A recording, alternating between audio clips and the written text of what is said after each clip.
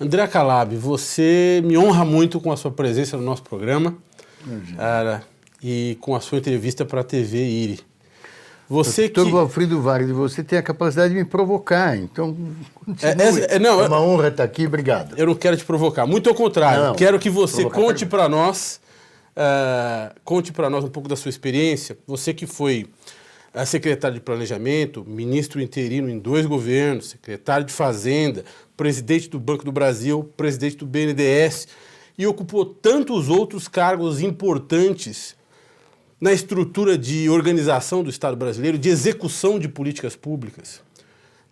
Como é que a gente faz, Calab, para refletir, para criar políticas públicas e executar políticas públicas de maneira perene no Brasil, sem que a burocracia de Estado seja manejada ao sabor de circunstâncias políticas e nós não tenhamos avanços no desenvolvimento do Brasil, na implementação de políticas de distribuição de renda, na implementação de políticas que façam com que as empresas se desenvolvam, criem e gerem riquezas e que o país melhore para todos, de um modo geral. Como é que a gente faz isso?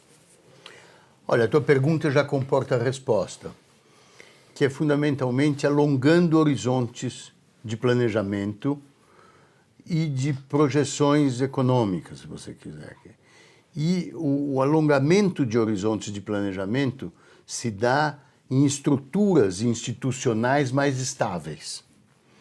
Não apenas estruturas institucionais, mas estruturas macroeconômicas também mais estáveis. Então, eu acho que houve um grande encurtamento de percepções e desses horizontes que eu digo, dos tempos de planejamento, por conta de crises econômicas. A crise econômica, uma delas endêmica, a inflação, evidentemente encurta, porque você tem que tomar decisões de gasto e de receita muito rápidas, porque a inflação comia rendas, comia retornos. E o ajuste macroeconômico se dá muitas vezes por meio dos diversos planos, mas especialmente o plano real, se quisermos focar no último de sucesso, com condições macroeconômicas que elevam a taxa de juros de curto prazo. Portanto, você fica com uma taxa de juros muito elevada, início do governo com uma âncora nominal no câmbio, que era R$1 ou $1, e uma taxa de juros muito elevada para evitar uma crise de balanço de pagamento, para controlar a demanda agregada e impedir que com o câmbio fixo você explodisse balanço de pagamentos. Então você põe uma taxa de juros alta, o que faz todo mundo aplicar no financeiro a curto prazo. Uma das superações foi justamente a superação dessa regra cambial, que foi substituída por flexibilidade cambial, uma meta inflacionária e um programa de superávit primário, ou seja, um programa fiscal que mostre que a equação fiscal está razoavelmente equilibrada. Como é que você vê isso? Diz, olha, a dívida não explode.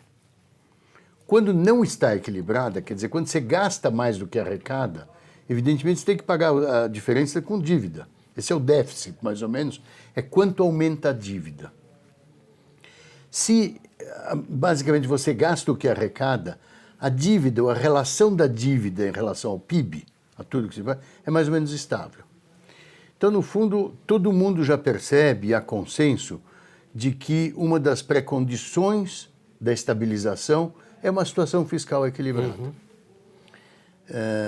E com isso você consegue ter uma política monetária que não seja tão apertada, ou seja, taxas de juros tão elevadas, e à medida que as taxas de juros caem, recentemente tem caído muito, você consegue pensar mais longo. Pense um investimento industrial típico, um investimento que normalmente tem seu retorno esperado em 5 anos, 10 anos talvez. Esse retorno não pode ser inferior à taxa de juros.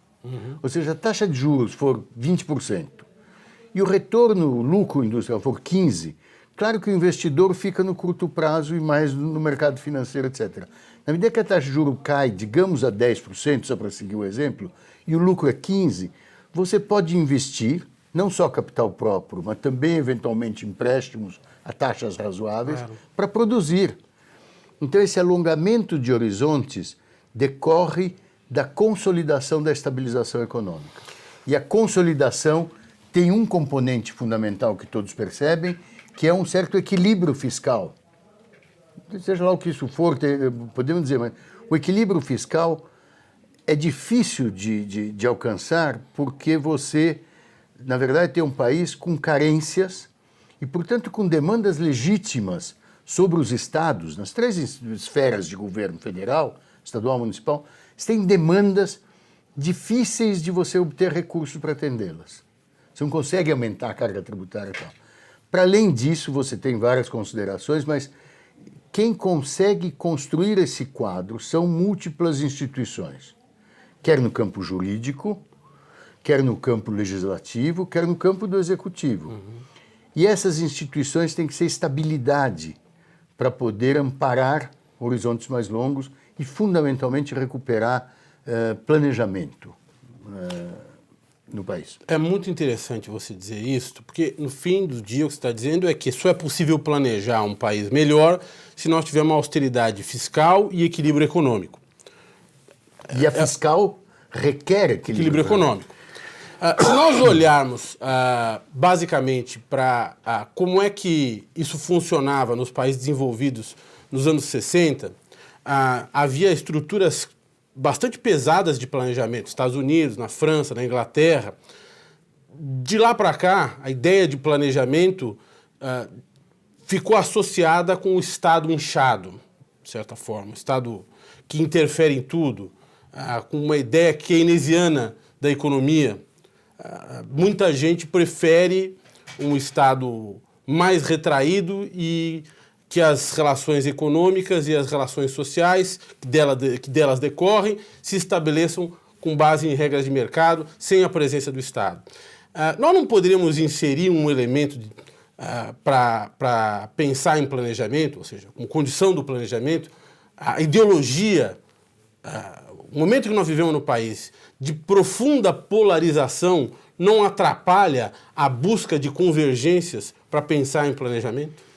Não, eu acho que não. Quer dizer, veja, por um lado, a mudança no papel do Estado na economia brasileira, na qual o papel do Estado, das estatais, etc., já foi muito importante na indução do crescimento e do desenvolvimento, já foi transformado a partir da percepção da crise fiscal dos anos 80 e das privatizações dos anos 90, que viram que não era mais necessário para o Estado deter o sistema de produção, seja de aço, de energia elétrica, de siderurgia, de petroquímicos, ou mesmo sistemas de serviços de telefonia, de portos, etc. Então, a privatização, por um lado, e as concessões em seguida, e os projetos de PPP, de certa forma mostram que você não precisa de um Estado produtor, você precisa de um Estado regulador, no qual o papel de agências regulatórias, as diversas, água, energia elétrica, petróleo, etc., tem justamente a função de constituir bases e premissas de longo prazo, de Estado, não de governo, de Estado, portanto, premissas de longo prazo, dentro das quais você mobiliza melhor capitais privados em projetos de interesse público.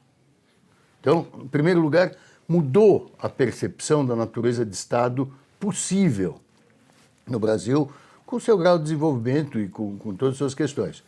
Então, você não precisa ter o planejamento como, digamos, evidência de um Estado forte, uma presença forte na economia e um desrespeito, se você quiser chamá-lo, a mercados.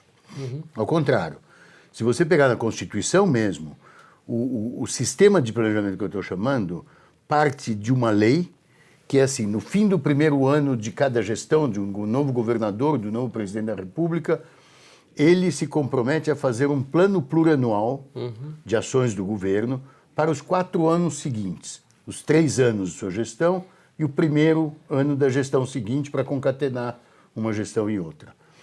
Do PPA, do Plano Plurianual, decorre a Lei de Diretrizes Orçamentárias, que diz mais ou menos como que você vai preparar as finanças públicas, receita, despesa, para o ano seguinte.